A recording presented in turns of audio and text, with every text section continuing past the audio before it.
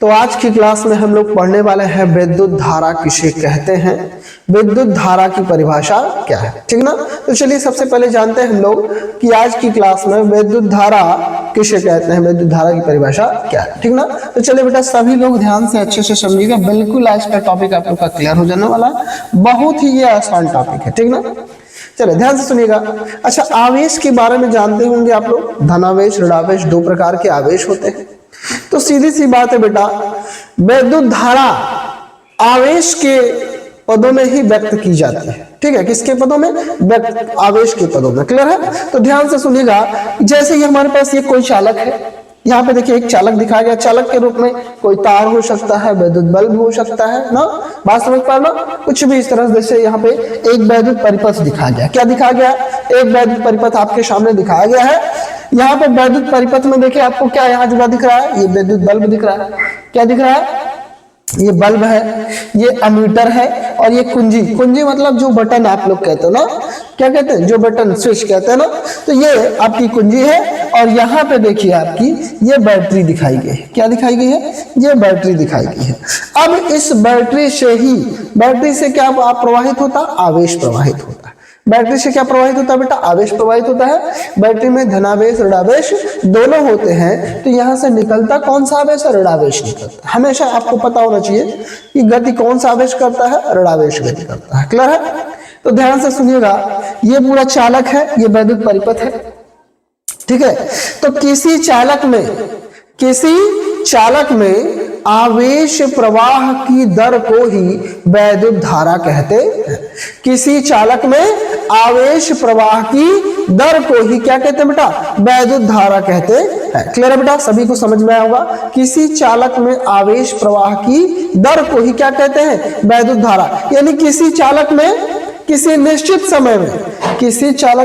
निश्चित समय में प्रवाहित होने वाले आवेश की मात्रा को ही क्या कहते हैं?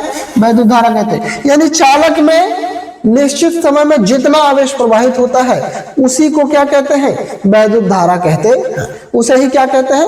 वैद्युत धारा। या किसी चालक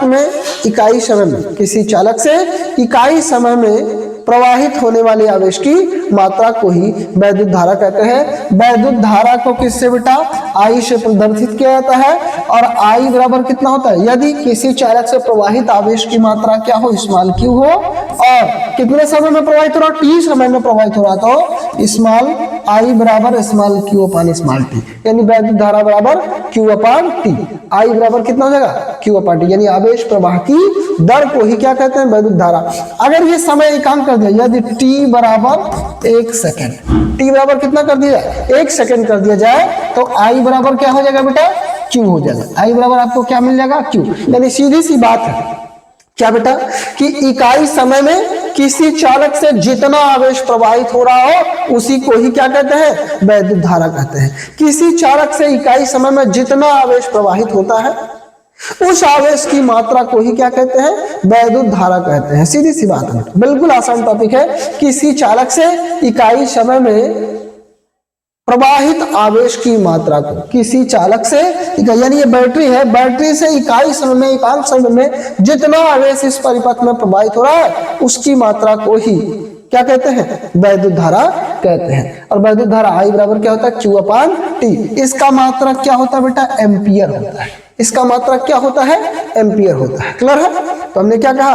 किसी चालक से प्रति सेकंड भी कह सकते हैं, किसी चालक से इकाई सेकंड का लिए प्रति सेकंड, किसी चालक से प्रति सेकंड प्रवाहित आवेश की मात्रा को ही क्या कहते हैं? वैद्युत धारा कहते हैं। ठीक, हमने क्या कहा? किसी चालक से प्रति सेकंड प्रवाहित आवेश की मात्रा को ही वैद्युत धारा कहते हैं। वैद्युत धारा बेटा कितने प्रकार की होती है? 2 प्रकार की। वैद्युत धारा कितने प्रकार की होती है? 2 प्रकार। चलिए देखते हैं कौन कौन सी। तो नंबर 1 है बेटा आपका क्या? प्रत्यावर्ती धारा, और नंबर 2 है दिष्ट धारा।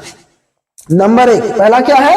प्रत्यावर्ती धारा, और नंबर 2 क्या है? दिष्ट धारा। तो अब ये जान लेते हैं प्रत्यावर्ती धारा किसे कहते हैं और दिष्ट धारा किसे कहते हैं। क्लियर है। तो ध्यान से सुनिएगा कि प्रत्यावर्ती धारा और दिष्ट धारा किसे कहते हैं। क्लियर है। देखिए, वह धारा जिसका परिमाण एवं दिशा समय के साथ आवर्त रूप से परिवर्तित होता रहता है वह धारा जिसका परिमाण एवं दिशा समय के साथ आवर्त रूप से क्या होता रहता है, परिवर्तित होता रहता है।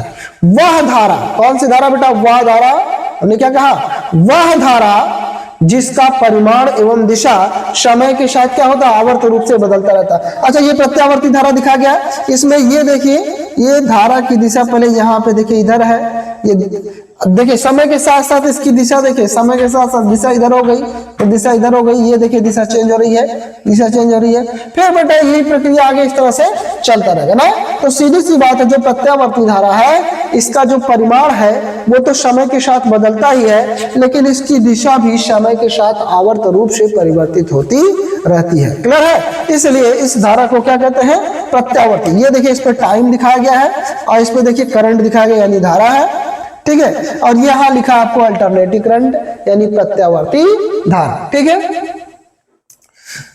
आगे चले, तो अब हमने क्या कहा, ध्यान से सुनिएगा, कि वह धारा जिसका परिमाण एवं दिशा दोनों ही समय के साथ आवर्त रूप से बदलता रहता है, परिवर्तित होता रहता है, उसे हम प्रत्यावर्ती धारा कहते हैं। क्लियर है? आपको देखिए ये प्रत्यावर्ती धारा का डायग्राम दिखाया गया है और इसमें देखिए क्या बताया गया है कि जो धारा की दिशा है ये देखिए परिवर्तित तो हो रही है, लेकिन आवर्त रूप से, यानी बार बार इसी दिशा को बदलती रहती है। ऐसा नहीं कि एक बार इधर गई फिर इधर ना, ऐसा नहीं ना।